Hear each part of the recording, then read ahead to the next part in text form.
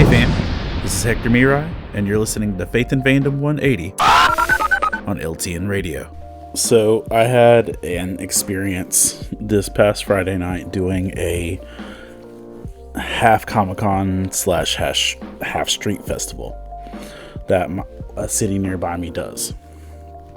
So I've been set up on this same street festival, let's say a total of 8 times.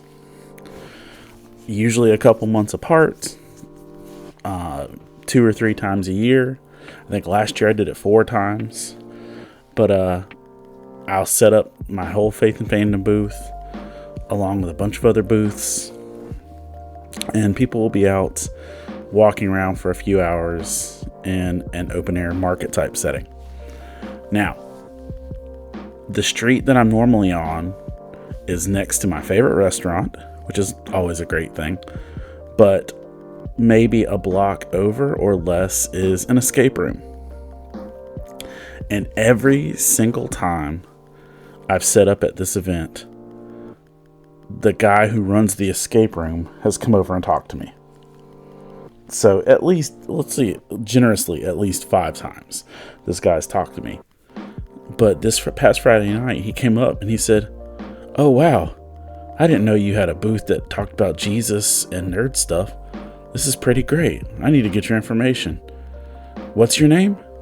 And I've literally talked to this dude at least 5 times about, what I do. And it seemed like Friday was his first time hearing it. And there's an advertising principle that people have to see things at least 7 times before they really start to click with it. And it reminded me that we just need to be diligent in actually reminding people about things. 2 Peter chapter 1, verse 12 and 13 says this: "So I will always remind you of these things, even though you know them and are firmly established in the truth that you now have. I think it is right for me to refresh your memory as long as I live in this tent of a body."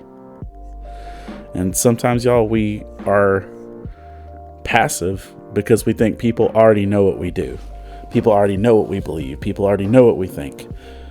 And it's our responsibility to keep reminding people, because even though they may have seen it or heard it, it may not have clicked yet. If you'd like to learn more about Faith and Fandom, head on over to faithandfandom.org, where you can learn about our Comic-Con ministry, podcast, memes, apparel, and book series. You can even read new chapters before they make it to the next book. I'm Hector Mirai, and thank you for spending the last 180 seconds with me.